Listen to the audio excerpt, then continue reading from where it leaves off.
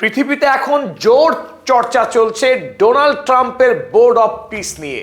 Europe মহাদেশের রাষ্ট্রসমূহ তো বটেই, কানাডা, অস্ট্রেলিয়া, জাপান পর্যন্ত ডোনাল্ড ট্রাম্পের এই বোর্ড অফ পিসকে বিষোদ্গার করছে। তারা একাধিক অভিযোগে অভিযুক্ত করছে এই ডোনাল্ড ট্রাম্পের বোর্ড অফ পিসকে। তাদের অভিযোগ, ডোনাল্ড ট্রাম্প এই বোর্ড অফ পিস দিয়ে জাতিসংঘকে ধ্বংস করতে চাইছে, তাকে অপ্রাসঙ্গিক করতে চাইছে। তাদের বক্তব্য, দ্বিতীয় বিশ্বযুদ্ধের পর ৮০ বছর ধরে পৃথিবীতে আন্তর্জাতিক আইনের ভিত্তিতে যে বিশ্ব ব্যবস্থা গড়ে উঠেছিল, সেই বিশ্ব ব্যবস্থাকে গলা টিপে ধরছে ডোনাল্ড ট্রাম্প তার এই নতুন বোর্ড অফ পিস দিয়ে। তাদের অভিযোগ, ডোনাল্ড ট্রাম্পের এই বোর্ড অফ পিস আসলে দুর্বল রাষ্ট্রগুলোকে গিলে খাওয়ার ষড়যন্ত্র, পৃথিবীকে মগের মুলুক বানানোর ষড়যন্ত্র করছেন ডোনাল্ড ট্রাম্প।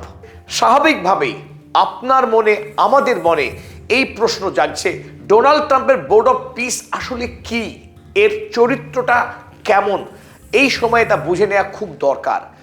জাতিসংঘ, যার অস্তিত্ব নিয়ে এখন প্রশ্ন উঠছে, ইউরোপ ত্রাহি ত্রাহি রব করছে যে এই জাতিপুঞ্জকে বাঁচানো যাবে না ডোনাল্ড ট্রাম্পের এই বোর্ড অফ পিসের কারণে।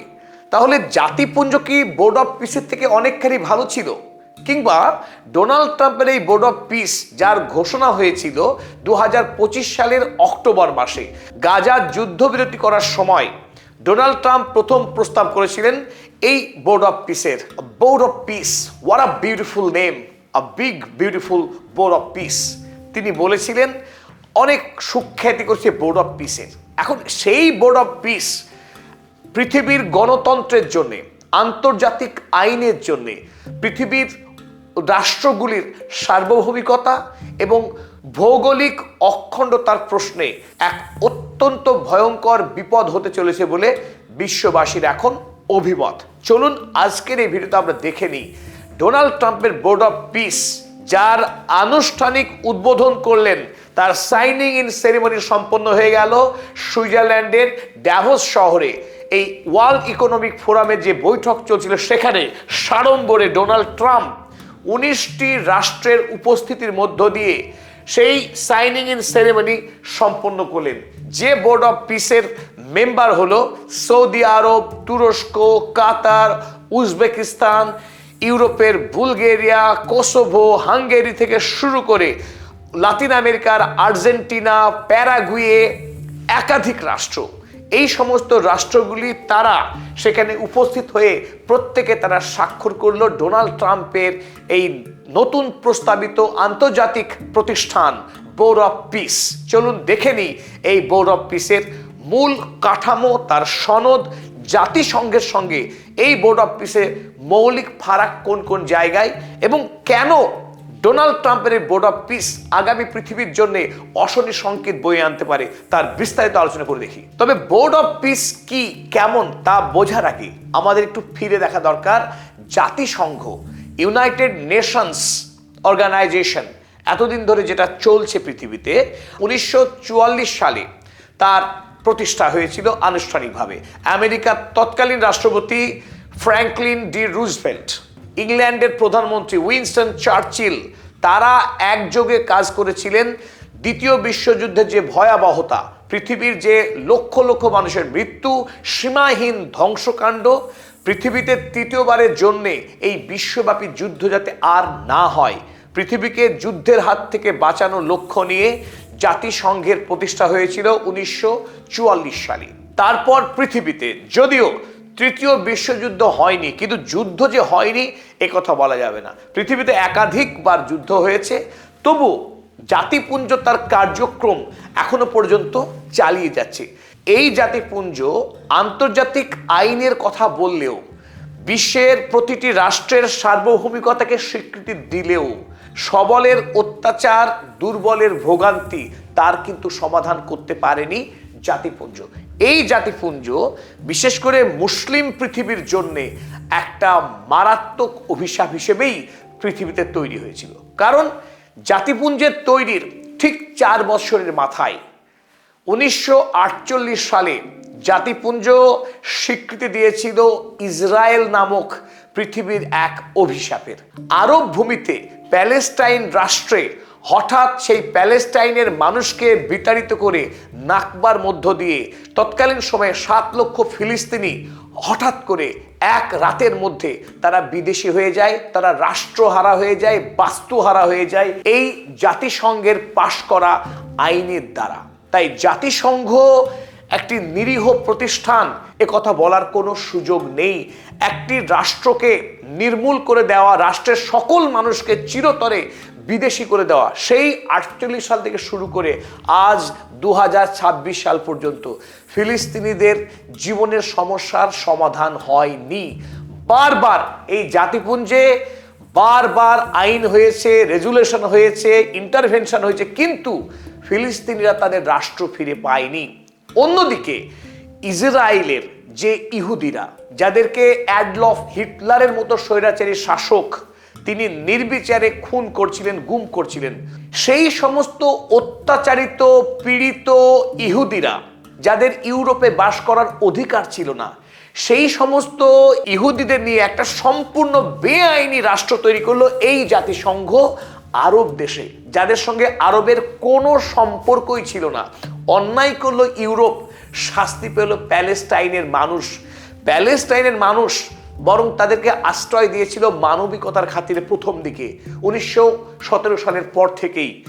আর সেই সমস্ত ফিলিস্তিনিদেরকে দেশ ছাড়া করেছিল এই আমেরিকা যুক্তরাষ্ট্র, ইংল্যান্ড, ফ্রান্স, এদের মতো রাষ্ট্র। তারা আইন করে জাতিসংঘকে কাজে লাগিয়ে এই এত বৎসর ধরে, বিগত 80 বৎসর ধরে নিষ্ঠুরভাবে অত্যাচার করে আসছে এই মধ্যপ্রাচ্যের দেশগুলোকে, আরব ভূমিকে। এই জাতিসংঘ আইন করে একটা সুন্দর বন্টননামা করে নিয়েছিল পৃথিবীটাকে, মধ্যপ্রাচ্যের তেল সম্পদকে ভোগ করার, লুণ্ঠন করার অধিকার নিয়েছিল একরকম আমেরিকা যুক্তরাষ্ট্র। অন্যদিকে আফ্রিকা মহাদেশে যে সীমাহীন প্রাকৃতিক সম্পদ, কয়লা, সোনা, বিপুল পরিমাণে যে প্রাকৃতিক সম্পদ নির্বিচারে লুট করছিল ইউরোপ। ঠিক যে কারণে দ্বিতীয় বিশ্বযুদ্ধের সূচনা হয়েছিল, তার কারণ অ্যাডলফ হিটলার আফ্রিকা নয়, এশিয়া নয়, ইউরোপ মহাদেশের মধ্যেই চেকোস্লোভাকিয়া, পোল্যান্ড দখল করবার অভিযান চালিয়েছিলেন। তখন এই অ্যাডলফ হিটলারকে থামানোর জন্যে আমেরিকা, ইংল্যান্ড, ফ্রান্স একত্রিত হয়ে জার্মানির উপরে সামরিক হামলা শুরু করে, দ্বিতীয় বিশ্বযুদ্ধ শুরু করে। অপরাধ কি ছিল? অ্যাডলফ হিটলারের অপরাধ ছিল সাম্রাজ্যবাদী আগ্রাসন আফ্রিকায় চালালে ইউরোপের টনক নড়তো না, এশিয়ায় আক্রমণ করলে আমেরিকার টনক নড়তো না। অ্যাডলফ হিটলারকে সারা পৃথিবীর কুখ্যাত ভয়ঙ্কর একনায়ক হিসেবে তার যে ছবি তৈরি করা হয়েছে, সেটা সম্পূর্ণ ইউরোপীয় একটা ন্যারেটিভ, মিথ্যা। যদি অ্যাডলফ হিটলার সাম্রাজ্যবাদী হয়, আগ্রাসী হয়, একই আগ্রাসী Donald Trump, Franklin D Roosevelt, Winston Churchill, America, ইউরোপের যে সমস্ত শাসক এতদিন শাসন করেছে পশ্চিমী দুনিয়া, প্রতিটি শাসকই একনায়ক, প্রতিটি শাসকই মানবতার শত্রু, তারা আন্তর্জাতিক আইনের শত্রু, তারা পৃথিবীর একাধিক রাষ্ট্রকে তাদের সার্বভৌমিকতাকে কেড়ে নেওয়া, সেই দেশের মানুষকে খুন করা, গুম করা, সমস্ত অপরাধী পশ্চিমী দুনিয়ার এই সমস্ত শাসকরা। তাই জাতিপুঞ্জ তৈরির মধ্য দিয়ে তারা পৃথিবীতে যে আইনের শাসনের কথা আজকে বলছেন, সেটা সম্পূর্ণ মিথ্যা। মার্ক কার্নি, কানাডার প্রধানমন্ত্রী, ড্যাভোসে দাঁড়িয়ে যে কথা বললেন, ইউরোপের রাষ্ট্রদেরকে মধ্যম শক্তি তৈরি করার আহ্বান করলেন। কি বললেন? যে আপনারা টেবিলে আসুন, আলোচনা করুন, না হলে টেবিলের খাবারের মেনু হয়ে যাবেন।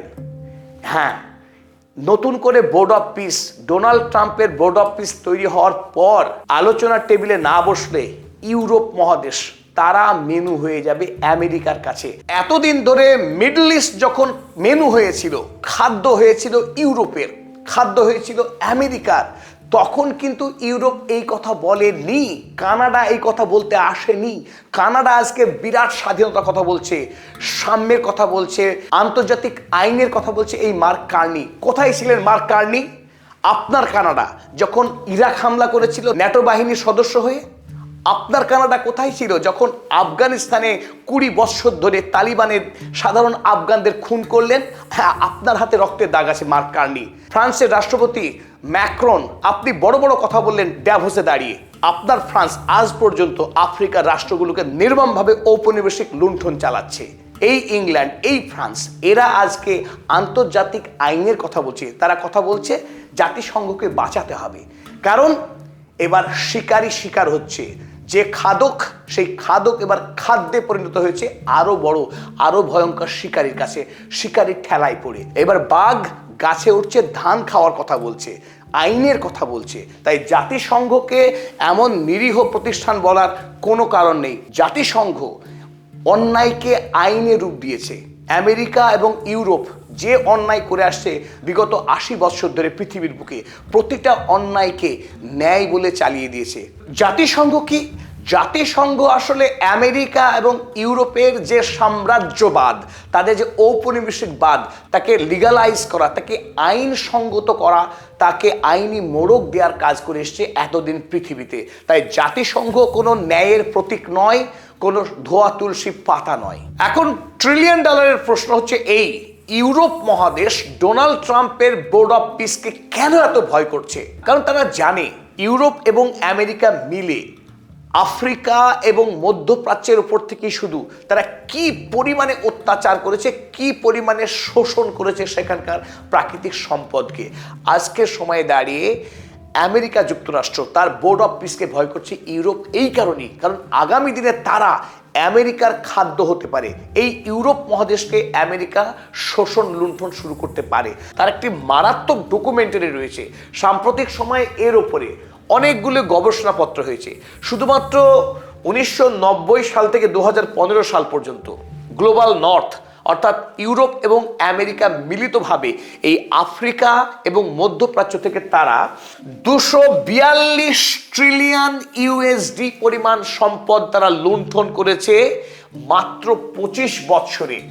1990 থেকে 2015, এই মাত্র 25 বছরের সময়ে ইউরোপ আমেরিকা এই আফ্রিকা এবং মধ্যপ্রাচ্য থেকে তারা যদি 242 ট্রিলিয়ন ইউএসডি সম্পদ লুণ্ঠন করতে পারে, তাহলে বিগত 300 বছর ধরে তারা এই কাজ করে আসছে। তাহলে আগামী দিনে ইউরোপকে আমেরিকার কাছে কি পরিমাণ মাসুল দিতে হতে পারে যদি তারা সাবঅর্ডিনেট হয়ে যায়?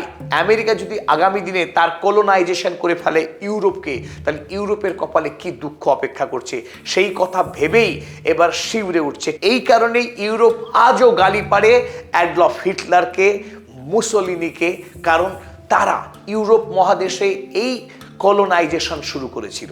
আজকে ট্রাম্প ঠিক একই কাজ শুরু করেছে। ট্রাম্প আফ্রিকা এশিয়া তো বটেই, তার এবার দৃষ্টি পড়েছে ইউরোপের উপরে। ইউরোপকে সে এবার কলোনি করতে চায়। তার প্রমাণ গ্রিনল্যান্ড এবং কানাডা। ইতিমধ্যেই যখন ডোনাল্ড ট্রাম্প লাতিন আমেরিকার ভেনেজুয়েলার রাষ্ট্রপতি নিকোলাস মাদুরোকে অপহরণ করে আনলো, তখন নির্লজ্জতার সাথে ইংল্যান্ডের প্রধানমন্ত্রী কিয়ের স্টারমার প্রশংসা করলেন ডোনাল্ড ট্রাম্পের। কতটা নির্লজ্জ হতে পারে এই ইউরোপের রাষ্ট্রপতি প্রধানমন্ত্রীরা? তারা আজ এখন ডোনাল্ড ট্রাম্পের বিরোধিতা করছেন, তার বিপক্ষে এখন গালি পাচ্ছেন। কারণ এবার ভেনেজুয়েলা নয়, খোদ ইউরোপ ডেনমার্কের গ্রিনল্যান্ডের উপর থাবা বসাতে চলেছেন ডোনাল্ড ট্রাম্প। তাই ডোনাল্ড ট্রাম্প আজ খারাপ হয়ে গেলেন। ভেনেজুয়েলা দখল করলে তিনি ভালো, মধ্যপ্রাচ্য আরব দুনিয়ার রাষ্ট্রগুলোকে খুন করলে, আফগানিস্তান, ইরাক, লিবিয়া, সিরিয়াকে ধ্বংস করলে আমেরিকা ইজ দ্য গ্রেট, আফ্রিকাকে লুণ্ঠন করলে Europe America both are great. কিন্তু যখনই ইউরোপকে থাবা বসাবে তখনই তিনি খারাপ। এই যে ডাবল স্ট্যান্ডার্ড ইউরোপের, সেই ডাবল স্ট্যান্ডার্ড আজ মুখোশ খুলে গেছে। মুখোশ খুলে গেছে জেলেনস্কিদের মতো বর্বর রাষ্ট্রপ্রধানদের। যে বর্বর রাষ্ট্রপ্রধান ইউক্রেনের রাষ্ট্রপতি ভলোদিমির জেলেনস্কি, তিনি ডোনাল্ড ট্রাম্পকে ধন্যবাদ জ্ঞাপন করেছিলেন নিকোলাস মাদুরোকে অপহরণ করবার জন্য। বুঝুন তারা অমানবিকতার কোন সীমানায় পৌঁছতে পারেন। তা স্বাভাবিকভাবেই প্রশ্ন উঠছে, ডোনাল্ড ট্রাম্পের বোর্ড অফ পিস আসলে কি, তার কাঠামোটাই বা কেমন হবে? ডোনাল্ড ট্রাম্পের এই বোর্ড অফ পিস নিশ্চিতভাবেই ডোনাল্ড ট্রাম্প ইঙ্গিত দিয়েছেন যে জাতিসংঘ যে কাজ করে আন্তর্জাতিক প্রতিষ্ঠান হিসেবে সারা পৃথিবীর বিভিন্ন প্রান্তের যে যুদ্ধ দ্বন্দ্ব সেগুলোকে নিরাময় করা, সেগুলোকে শেষ করা এবং পৃথিবীতে শান্তি প্রতিষ্ঠা করা, এই উদ্দেশ্যের কথা ব্যক্ত করেছেন ডোনাল্ড ট্রাম্প। ঠিক যে কাজের জন্য জাতিসংঘ তৈরি হয়েছিল আজ থেকে ৮০ বছর আগে। তাই ডোনাল্ড ট্রাম্পের বোর্ড অফ পিস সত্যি সত্যি যদি কাজ শুরু করে, তাহলে আগামী দিনে আমেরিকা যুক্তরাষ্ট্র কোনোভাবেই জাতিসংঘকে বাঁচিয়ে রাখবে না। এটা ইঙ্গিত নয়, বাস্তবতা হয়তো। তার একাধিক প্রমাণ আমরা ইতিমধ্যেই পেয়েছি। ডোনাল্ড ট্রাম্প জাতিসংঘের একাধিক সংস্থা থেকে ইতিমধ্যেই বেরিয়ে এসছে আনুষ্ঠানিকভাবে। ইতিমধ্যেই ওয়ার্ল্ড হেলথ অর্গানাইজেশন থেকে আমেরিকা যুক্তরাষ্ট্র বেরিয়ে এসেছে। তো চলুন দেখে নেওয়া যাক বোর্ড অফ পিসের যে সনদ, তার যে গঠনটা কিরকম হবে। এই বোর্ড অফ পিসের লাইফ টাইম চেয়ারম্যান হচ্ছেন ডোনাল্ড জে ট্রাম্প, আমেরিকার রাষ্ট্রপতি। তার কোনো মেয়াদ থাকছে না, অর্থাৎ তিনি যতদিন বেঁচে থাকবেন ততদিন এই প্রতিষ্ঠানের প্রধান হিসেবে থাকবেন বলেই ঘোষণা করেছেন। এবং এই চেয়ারম্যান যে টিম নিয়ে কাজ করবেন, সেই টিম হলো আসলে পৃথিবীর বিভিন্ন রাষ্ট্রের রাষ্ট্রপ্রধানরা। তবে এখানে একটি কথা তাৎপর্যপূর্ণ, ডোনাল্ড ট্রাম্পের এই বোর্ড অফ পিসের মেম্বার যে কোনো রাষ্ট্র চাইলেই হতে পারবে না। ডোনাল্ড ট্রাম্প যদি মনে করেন সেই রাষ্ট্র বোর্ড অফ পিসের মেম্বার হওয়ার উপযুক্ত, সেই রাষ্ট্রকে তিনি আমন্ত্রণ পত্র পাঠাবেন এবং সেই আমন্ত্রণ পত্র পেয়ে তারপর সেই রাষ্ট্র এই বোর্ড অফ পিসের মেম্বার হতে পারবে। তার নিচে থাকবে এই এক্সিকিউটিভ বোর্ডস, যেমন ধরুন গাজা বোর্ড অফ পিস। সেই গাজা বোর্ড অফ পিসের কাজই হবে গাজার যে যুদ্ধ পরবর্তী যে সমস্ত সমস্যা সেগুলোকে নিরসন করে শান্তিপূর্ণভাবে গাজা সমস্যার সমাধান করা। ঠিক অনুরূপভাবেই রাশিয়া এবং ইউক্রেনের যে যুদ্ধ চলছে সেখানকার যুদ্ধ মেটানোর জন্য তিনি আরও একটি নতুন করে এক্সিকিউটিভ বোর্ড তৈরি করবেন। অনুরূপভাবে সুদানের সমস্যা, পৃথিবীতে যেখানেই যুদ্ধ চলছে, সমস্যা চলছে, সেই সমস্যাকে সমাধান করবার জন্যে ডোনাল্ড ট্রাম্প প্রস্তাব দিয়েছেন নতুন নতুন এক্সিকিউটিভ বোর্ড তৈরি হবে, আর সেই বোর্ড কাজ করবে ডোনাল্ড ট্রাম্পের চেয়ারম্যানশিপে। তবে ডোনাল্ড ট্রাম্পের এই বোর্ড অফ পিসের মেম্বারশিপ নেওয়া যাবে আমন্ত্রণের ভিত্তিতে। ৩ বছরের জন্য একটি রাষ্ট্র সদস্য থাকতে পারে, কিন্তু তারপর যদি লাইফ টাইম মেম্বারশিপ নিতে হয় তাহলে অবশ্যই 1 বিলিয়ন ইউএসডি পরিমাণের টাকা ঢালতে হবে সেই রাষ্ট্রকে, যা ভারতীয় মুদ্রায় গিয়ে দাঁড়ায় ৯,১৬৯ কোটি টাকা। এই বিপুল পরিমাণের টাকা দিলে তবেই ডোনাল্ড ট্রাম্পের বোর্ড অফ পিসের লাইফ টাইম মেম্বার হওয়া যাবে। ডোনাল্ড ট্রাম্প একজন আদ্যন্ত বণিক, ব্যবসায়ী, টাকা ছাড়া তিনি কিচ্ছু বোঝেন না। আমেরিকার পার্মানেন্ট সিটিজেনশিপ নিতে গেলেও আপনাকে দিতে হবে 1 মিলিয়ন ইউএসডি। পয়সা না দিলে ডোনাল্ড ট্রাম্প আপনার কথা শুনবে না। তাই বোর্ড অফ পিস একটা কমার্শিয়াল প্রতিষ্ঠান, ইম্পেরিয়াল বোর্ড অফ পিস বলছেন।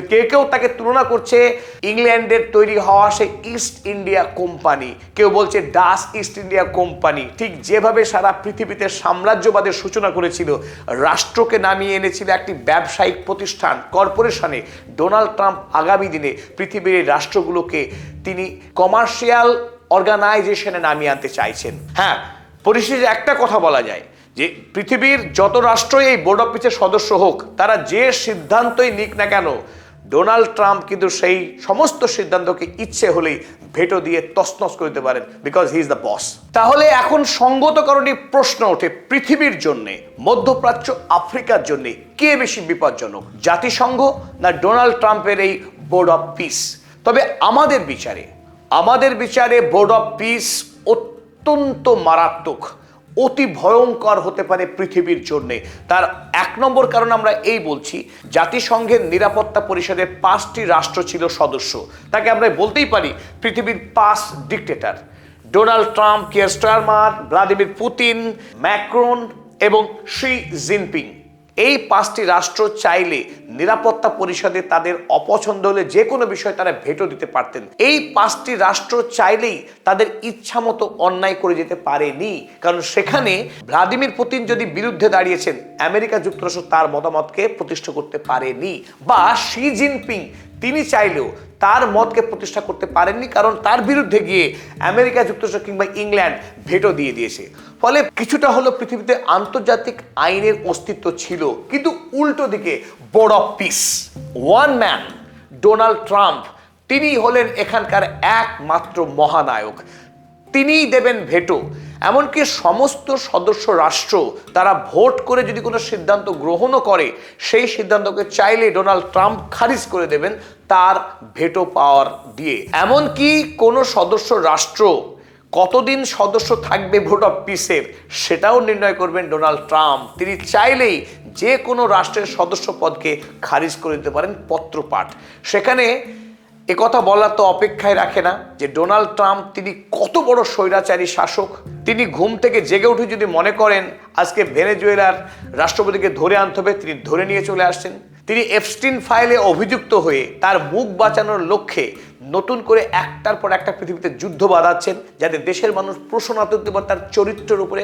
তাই এই ডোনাল্ড ট্রাম্প, যিনি বলেন আন্তর্জাতিক আইন মানেন না, তিনি তার নিজস্ব মূল্যবোধ দিয়ে চলেন, তখন প্রশ্ন ওঠে এই ডোনাল্ড ট্রাম্প আগামী পৃথিবীর জন্য কি মারাত্মক হতে পারেন। জাতিসংঘের হাজার সীমাবদ্ধতার মধ্যেও পৃথিবীর প্রতিটি স্বাধীন সার্বভৌম রাষ্ট্র এই জাতিসংঘের সদস্য পদ পেত। তারা প্রত্যেকে জেনারেল অ্যাসেম্বলির সদস্য হিসেবে তাদের নিজস্ব ভয়েসকে তুলে ধরার সুযোগ ছিল সেখানে। অন্যদিকে ডোনাল্ড ট্রাম্পের বোর্ড অফ পিস এবং জেনারেল অ্যাসেম্বলির আলোচনায় প্রত্যেকটি দেশ, সে আমেরিকা যুক্তরাষ্ট্রই হোক কিংবা নেপালের মতো ক্ষুদ্র রাষ্ট্রই হোক, প্রতিটা রাষ্ট্রের ভোটাধিকার ছিল এবং প্রত্যেকের ভোটের মান ছিল সমান।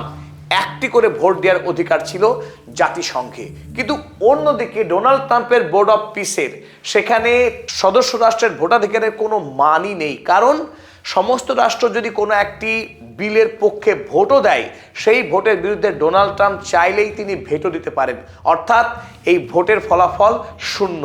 ডোনাল্ড ট্রাম্প হচ্ছেন একমাত্র নায়ক। তৃতীয়ত, জাতিসংঘে প্রতিটা সার্বভৌম রাষ্ট্রের স্থায়ী একটি সদস্য পদ আছে, তাদের সদস্য পদ কোনোভাবেই খারিজ করা যাবে না।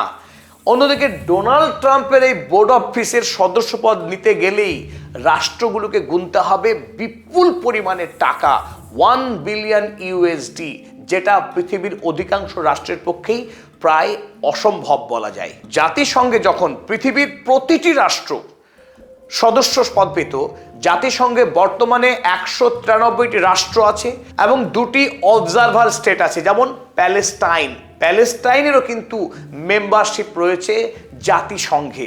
তাই এখানে বৃহত্তর একটা অঙ্গন, সারা পৃথিবীর প্রতিটা রাষ্ট্রের কণ্ঠস্বর, তার আইডেন্টিটি, তার সত্তা ধ্বনিত প্রতিধ্বনিত হয় জাতিসংঘের এই প্রতিষ্ঠানে, এই মহা প্রতিষ্ঠানে। সেখানে সেই রাষ্ট্রের অর্থনৈতিক শক্তি কতখানি, পৃথিবীর ভূ রাজনীতিতে তার প্রভাব কতখানি, এগুলো মাপা হয় না, প্রতিটি রাষ্ট্রকেই সদস্যপদ দেওয়া হয়। অন্যদিকে ডোনাল্ড ট্রাম্পের বোর্ড অফ পিসের মেম্বার কে হবে তা এক্সক্লুসিভলি ঠিক করবেন ডোনাল্ড ট্রাম্প নিজে। তিনি যদি মনে করেন কোনো রাষ্ট্রকে আহ্বান করেন, তবেই সেই রাষ্ট্র তার মেম্বারশিপ পেতে পারে। এবং খুব interestingly, Donald Trump Bangladesh, Africa মহাদেশের অধিকাংশ রাষ্ট্রই, কেবলমাত্র মরক্কো এবং মিশর ছাড়া আফ্রিকা মহাদেশের কোনো রাষ্ট্রকে ডোনাল্ড ট্রাম্প আমন্ত্রণপত্র জানাননি। লাতিন আমেরিকারও আর্জেন্টিনা এবং প্যারাগুয়ে ছাড়া বাকি কোনো রাষ্ট্রকে ডোনাল্ড ট্রাম্প আমন্ত্রণ করেননি। তাই এটি সর্বাত্মক ইউনিভার্সাল সার্বজনীন সংস্থা বলে কোনোভাবেই গৃহীত হতে পারে না। পৃথিবীর অধিকাংশ রাষ্ট্রের জন্য দরজা বন্ধ ডোনাল্ড ট্রাম্পের এই বোর্ড অফ পিসে। ইতিমধ্যেই ডোনাল্ড ট্রাম্প পৃথিবীর 60টি রাষ্ট্রকে আমন্ত্রণ জানিয়েছিল তার বোর্ড অফ পিসের মেম্বার হওয়ার জন্যে। তার মধ্যে 20টি রাষ্ট্র ইতিমধ্যেই তারা সনদে স্বাক্ষর করে বোর্ড অফ পিসের মেম্বারশিপ নিয়েছে। তবে স্মরণ রাখা ভালো, 1 বিলিয়ন ইউএসডি দিয়ে তারা কেউ মেম্বারশিপ নেয়নি, তারা নামকে অস্তে মেম্বার হয়েছে। আর 26টি রাষ্ট্র, যেমন চীন, জাপান, ভারতবর্ষের মতো রাষ্ট্র ডোনাল্ড ট্রাম্পের এই আমন্ত্রণ পত্রের কোনো জবাব দেয়নি। তারা মেম্বার হবে বা হবে না সেই বিষয়ে একটি কথাও এখন পর্যন্ত তারা আনুষ্ঠানিকভাবে জানায়নি। তবে ইউরোপের 9টি রাষ্ট্র, যেমন France, Germany, Ireland, Italy, Norway, Slovenia, Spain, Sweden এবং ইউনাইটেড কিংডম, এই 9টি রাষ্ট্র তারা পত্রপাঠ প্রত্যাখ্যান করেছে ডোনাল্ড ট্রাম্পের এই বোর্ড অফ পিসের মেম্বার হওয়ার কাজে। তারা দরখাস্ত লিখে আমেরিকাকে অফিসিয়ালি তারা জানিয়েছে তারা কোনো দিনও এই বোর্ড অফ পিসের মেম্বার হবে না। তাহলে ডোনাল্ড ট্রাম্পের বোর্ড অফ পিস কি আগামী দিনে সফল হবে?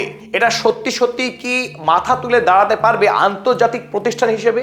এই ডোনাল্ড ট্রাম্পের বোর্ড অফ পিসের সফল হওয়ার কোনো রকম সম্ভাবনা নেই। এই কারণেই নেই কারণ ডোনাল্ড ট্রাম্পের এই প্রতিষ্ঠান পৃথিবীর অধিকাংশ রাষ্ট্র তার সদস্যপদ গ্রহণ করতে একেবারে নিমরাজি। জাতিসংঘ প্রতিষ্ঠান হিসেবে তার আন্তর্জাতিক দায়বদ্ধতা পালন করতে পারেনি, একথা সত্য। তার হাজারো ত্রুটি রয়েছে, কিন্তু ডোনাল্ড ট্রাম্পের এই বোর্ড অফ পিস অত্যন্ত মারাত্মক সাম্রাজ্যবাদী এবং এক ভয়ঙ্কর স্বৈরাচারী ভাবনার একটা ফসল। তাই পৃথিবীতে যদি ডোনাল্ড ট্রাম্প বা তার এই বোর্ড অফ পিস সত্যি সত্যিই প্রতিষ্ঠিত হয়, সেটা মানব জাতির জন্য অত্যন্ত খারাপ একটা ফল নিয়ে আসবে, কোনো সন্দেহ। তবে ডোনাল্ড ট্রাম্পের বোর্ড অফ পিস সফল হওয়ার কোনো সম্ভাবনা দেখা যাচ্ছে না এখনো পর্যন্ত। তবে এখানে প্রশ্ন উঠতে পারে, অধিকাংশ মুসলিম রাষ্ট্রগুলো সৌদি আরব, কাতার, তুরস্ক, পাকিস্তান, মরক্কো, মিশরের মতো রাষ্ট্র, তারা সকলে এই বোর্ড অফ পিসে কেন তারা যোগ দিল? যোগ দিয়েছে এই কারণে, কারণ ডোনাল্ড ট্রাম্প 20 দফা গাজা শান্তি প্রস্তাব তিনি দিয়েছেন। ইতিমধ্যেই গাজাতে পুরোপুরি না হলেও আংশিকভাবে হলেও ইসরায়েলের আগ্রাসন বন্ধ হয়েছে। সেখানে আগামী দিনে একটি সরকার তৈরি হবার, এমনকি প্যালেস্টাইন স্বাধীন রাষ্ট্র তৈরি হবার একটা সম্ভাবনা, জোরদার সম্ভাবনা তৈরি হয়েছে।